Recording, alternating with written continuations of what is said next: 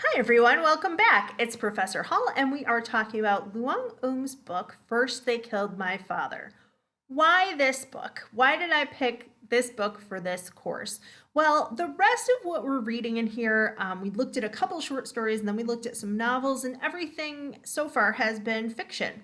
But I wanted at least one selection that was nonfiction to tell the real life story of someone who lived in Asia and then later came to the United States. And I wanted somebody's story of why they immigrated here and why they decided to come to this country, or why they felt that they kind of needed to come to this country. I think that the book is also very interesting in that it has a little bit of history, and it talks a lot about Cambodia and the war there because it takes place during the Cambodian Civil War, but also because it's told through the eyes of a child. And so you are getting a little bit of history and a little bit of culture through the perspective of a very young person, and kind of talking about how war affected her as a kid and what she went through, I think is also quite compelling. It's a very interesting story, and I hope that you guys enjoy it. So I'm going to talk a little bit about there we go. I'm going to talk a little bit about the Cambodian Civil War, but I have another shorter video for you from somebody else that goes into the history in a little bit more detail, and it has great graphics and things like that. So just to kind of give you a tiny bit of background here, I've got some pictures. So a lot of people think that the war in Vietnam just took place only in Vietnam, and that really isn't accurate. The Vietnam War or conflict took place in Vietnam, Laos, and Cambodia. So what happens in Cambodia are basically two different things that are kind of connected. It's a little bit maybe confusing at first, but in Cambodia, you have a prince who is ruling everything, and there's a group that decides to oust him. This happens many times in countries where there's a coup and the person in power gets taken out. A lot of times, too, in the chaos of all that, when someone is removed from power, that kind of tends to have an effect where there's a couple different groups struggling to take over the power that that person once held. So here we have the Khmer Republic, and then we have the Khmer Rouge. The Khmer Republic was backed by the United States, and the Khmer Rouge was backed by the communists.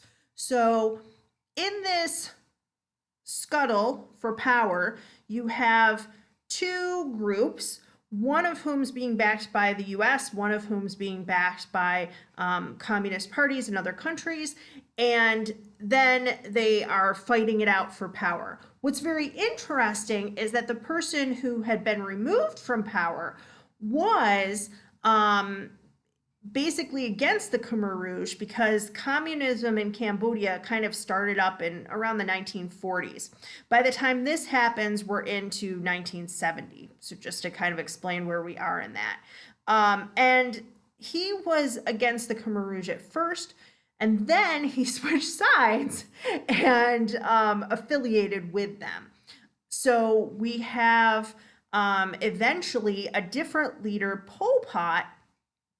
He is really leading the Khmer Rouge, and they're able to fully take over.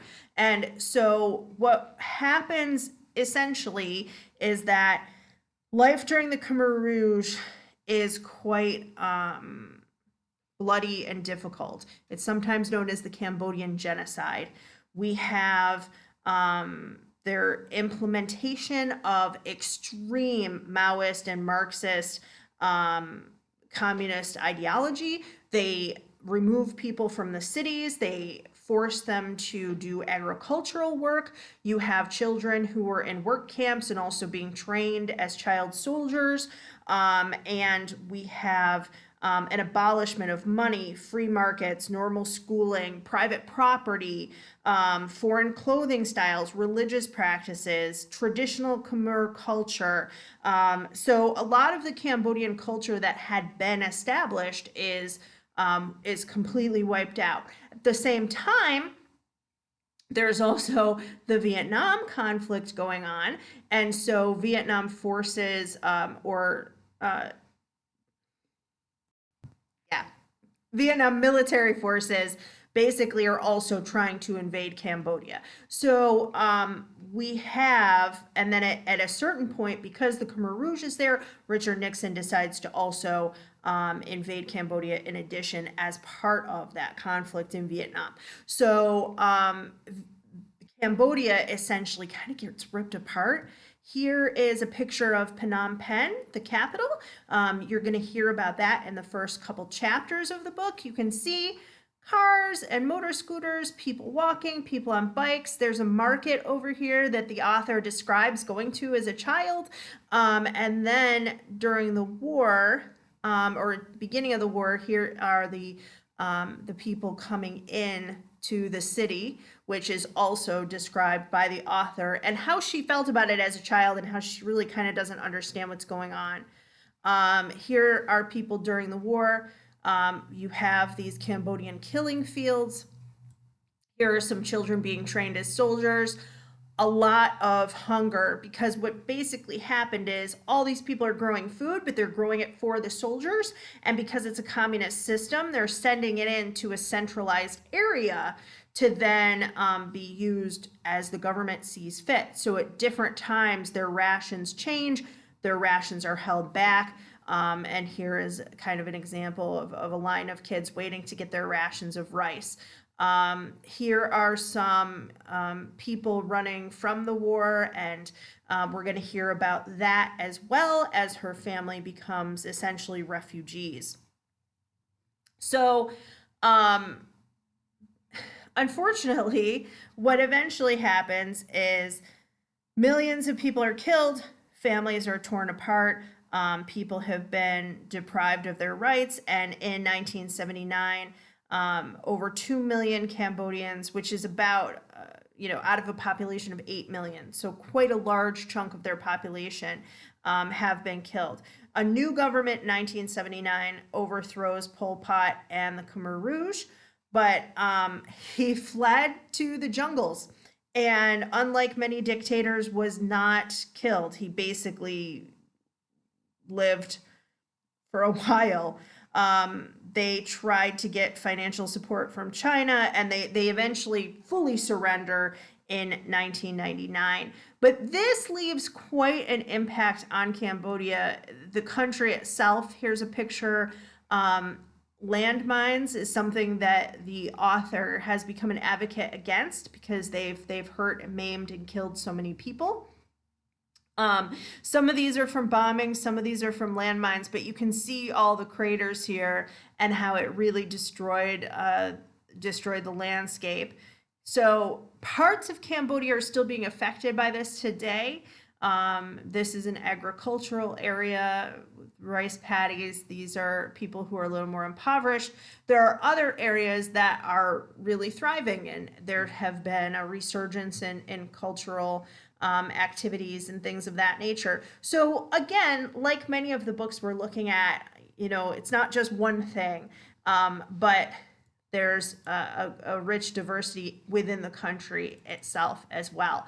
So make sure that you watch that other video, because it does go into a lot more detail. And I think that if you watch it before you read, that could be quite helpful, because there's a lot in this book that's just never explained.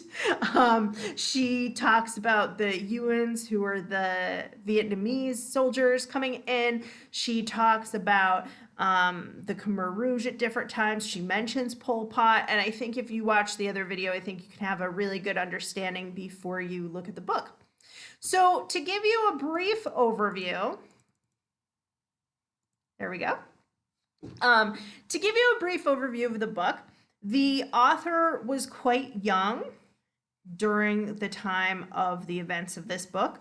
So she and her family lived in Phnom Penh, the capital that I showed you a picture of, until she was about 5 or 6. In 1975, the Khmer Rouge army stormed into the city, and eventually She is separated from most of her family and then eventually all of her family. She is sent to a work camp and is sort of being trained as a child soldier. Her other siblings are sent to other labor camps as well. And as the title implies, first they kill her father, and not everyone in her family makes it through the end of the war. But this is really also an incredible tale of survival. She's explaining the horrors of living through this horrible event and what it was like, but she doesn't, well, we'll get into the tone and structure and things like that in a minute, but I think that the way that she's describing things, it's impactful, but it's not like, in my opinion at least, there's not a lot of gore, I guess is the best word I can describe. There are some scenes that are quite bloody, but we are really again seeing this through the eyes of a child, and she is narrating it in present tense so that you feel the immediacy of what is happening.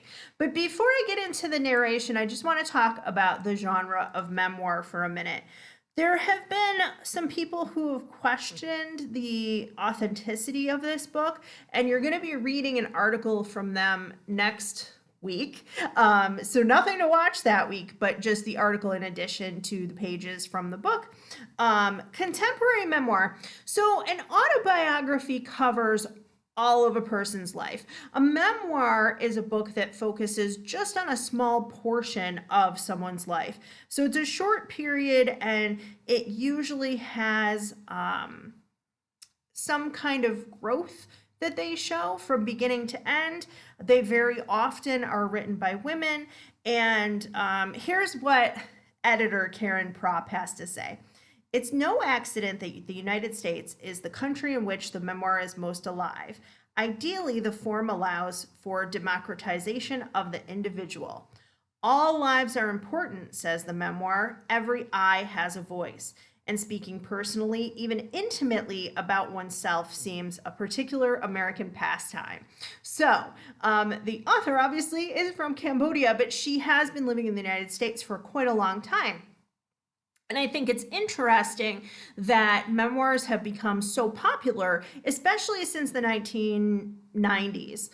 You have a few before that, but really the 1990s and up until now is when the genre really kind of exploded.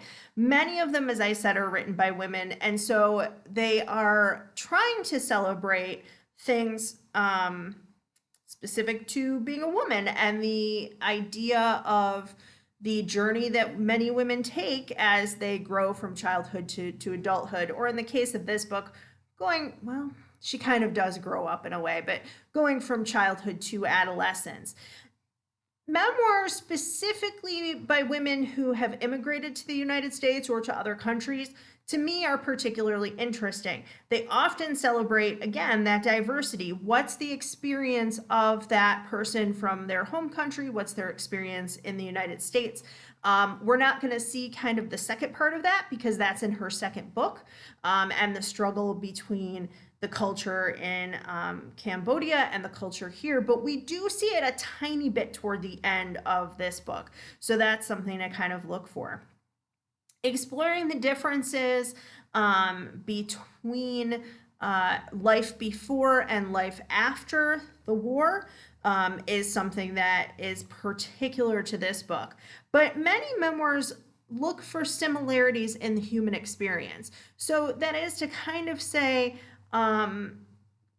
this is someone who is from a different culture, and she's an Asian woman from Cambodia who lived through the war in a kind of unique way. At least many people in our country haven't heard that story. We don't often learn. We talked about in Interpreter of Maladies about how people often don't learn that about history in other countries. But at the same time, there are things here that I think most people can relate to, and some of the themes and motifs we're going to talk about in the second lecture. Childhood innocence, then the bonds of family, what it's like being separated from them, wanting revenge, struggling with social class, all of those kind of things. I think that there's a lot of universal themes here that anybody can relate to. So, but we're kind of also looking at her specific experience as well. So some universal themes in a memoir and some individual personal experiences, and kind of the intersection between the two of those is what is unique about memoir, that we can see maybe ourselves in someone's story, but we can also learn just about their particular life and experiences and culture and all of that kind of thing. So the book has a very interesting type of narration. It's told from her unique first person point of view. And it's also told, as I said, in present tense. What that means is that many books are written in past tense. I walked to the store. I thought about what I would buy. I bought eggs and bread. Present tense, I walk to the store. I think about what I'm going to buy. I purchase eggs and bread. So the present tense has a little bit of immediacy to it. But what's also interesting is that on the one hand, it's supposed to be told from the direct perspective of a girl who is 5, 6, 7, 8 years old. The vocabulary, obviously, is not that of a 5, 6, 7, 8-year-old girl. And there's also, she's analyzing things as she's talking about them in a way that a child that young really would not do. So some people have said that there might not be so much truthfulness in the book, or they've doubted the veracity of what she has to say because of this style. But I think that what she's really doing is, as an adult, trying as much as you can at 35 or 40 or however old she was when she wrote this, to put yourself back in the experiences, body, eyes of a child, even though you have an adult mind. I don't necessarily think that her story's untruthful, but I do think that there are a few places where she's describing things that she was not present for. She's talking about things almost as if she's having an out-of-body experience a couple times. So, for example, when her father is taken, she imagines that she sees him dying, and she kind of describes what the scene looks like, even though obviously she was not there. So I think that kind of those style choices have to do with why people question the truthfulness of her account. I will also say that I think some of what they question is her descriptions of her descriptions of Cambodian history, but she has not lived in Cambodia for quite a number of years. So I think that those things, particularly given when the book was written, some of them might be kind of understandable. So the tone of the book kind of connects to the narration.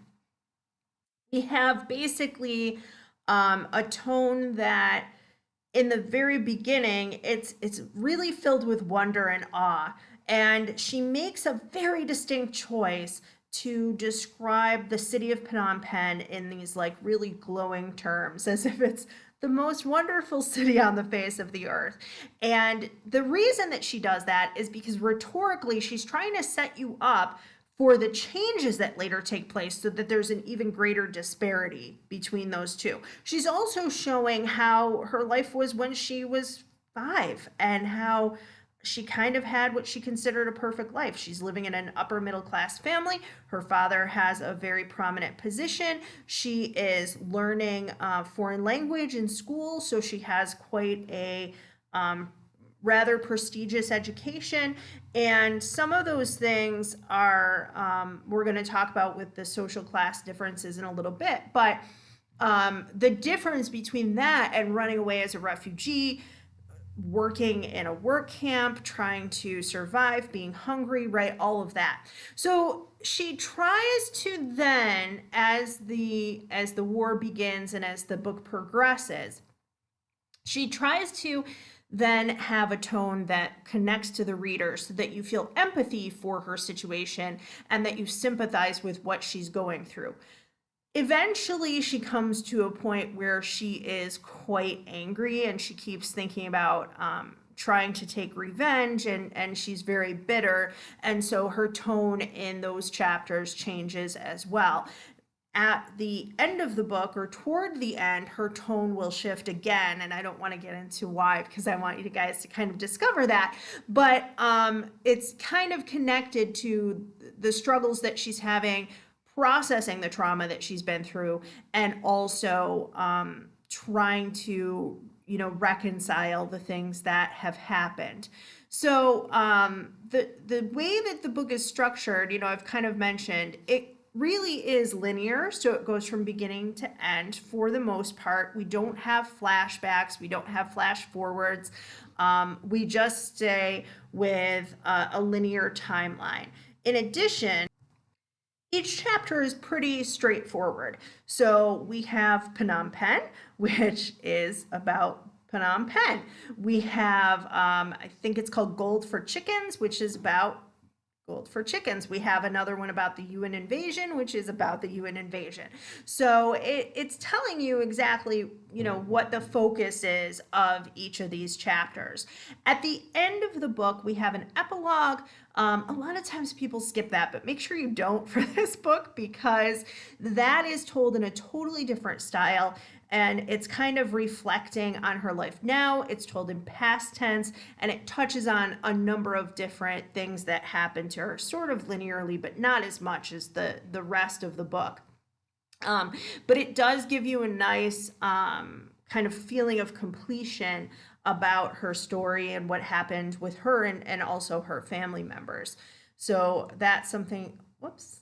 So that's something that I would like you to take notice of. How does the structure help convey some of the themes that she's trying to convey? How is it in keeping with the type of narration and the type of point of view that she's trying to get across? And also, how does it connect to the tone? How does the tone maybe shift in each chapter? So I'm going to leave off for there now, and in the next lecture of this series, we're going to cover characterization, conflict, and then we'll talk about some of those themes and motifs seen throughout the book.